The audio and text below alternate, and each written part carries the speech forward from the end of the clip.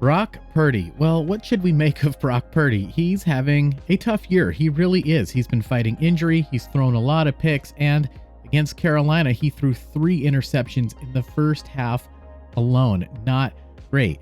Yet a few years ago, he was an MVP finalist. So, what do we make of him? We see people on social media, saying that he's not the guy, that he'll never win anything. Not really an especially bold take when you're betting on the field. You could say that about Lamar Jackson or Josh Allen to this point, and you would be right, even though I think it's kind of a silly thing to say. So where's the truth in this? Where does Brock Purdy land? More importantly, do the 49ers need to be concerned about Brock Purdy long term? The answer is no. Okay, well, how can I say that? How can I just say that so confidently? For the answer to a question like that, you guys, we're going to take a look at the film.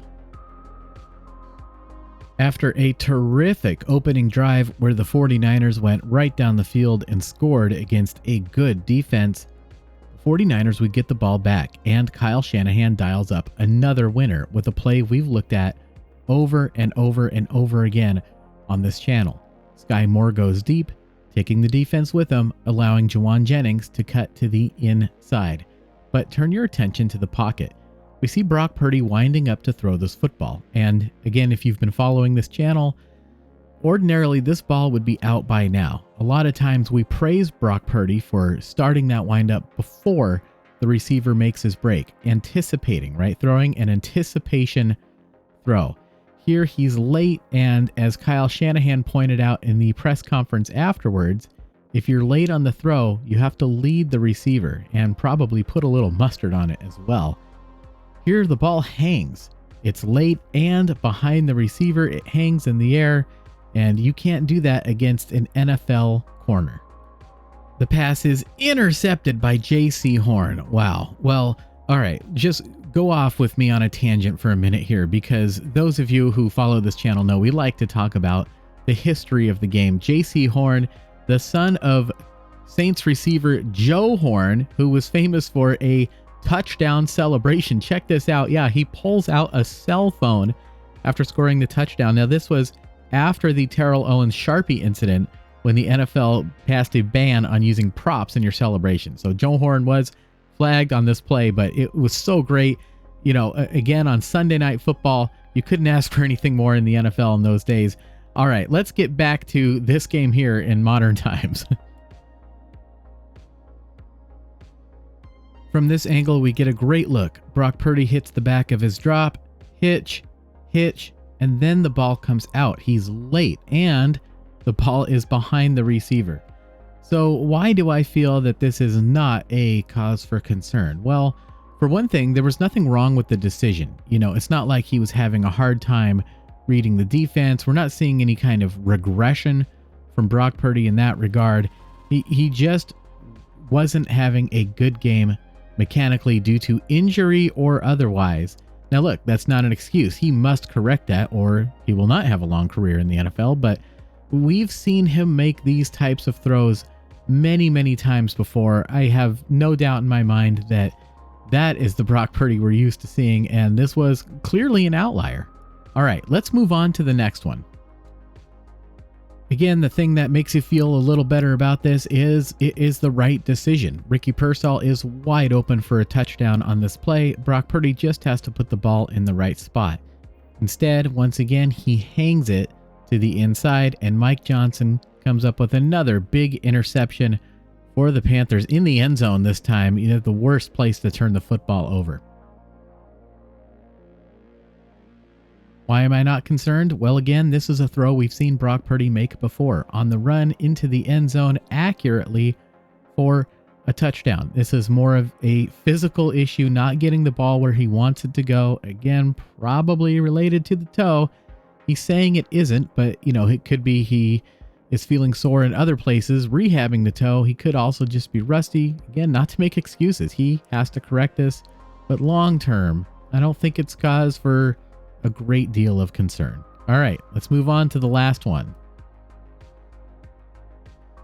And this one is just an unreal play by J.C. Horn. Look where he comes from. You know, it's a play that we looked at before, very similar type of concept. J.C. Horn comes all the way from the other side of the field to pick this off. Not many quarterbacks in the NFL are going to see this guy coming, if any of them. Just a tremendous play by J.C. Horn. Now, in truth, it was more than just a tremendous play by J.C. Horn. Brock Purdy was late again. Here he gets to the back of his drop, hitch, ball comes out, and it has no zip to it. No zip whatsoever to that football. Again, this is a mechanics thing. He wasn't driving the ball down the field, and he admitted as much in his press conference. It was a problem in this game, and again, he has to get it corrected. The good news is physical things like this can be fixed. Well, there you have it, folks. You've seen for yourself, Brock Purdy didn't just suddenly forget how to play the game of football. He made pretty good decisions across the board. You know, maybe a little bit of rust. He was late on all of those throws. The ball did not have the zip. It didn't go where he wanted it to. You know, all those things can be related to injury and rehab, and, you know, don't want to make excuses for him. He has to perform better, right? He is not having a good year.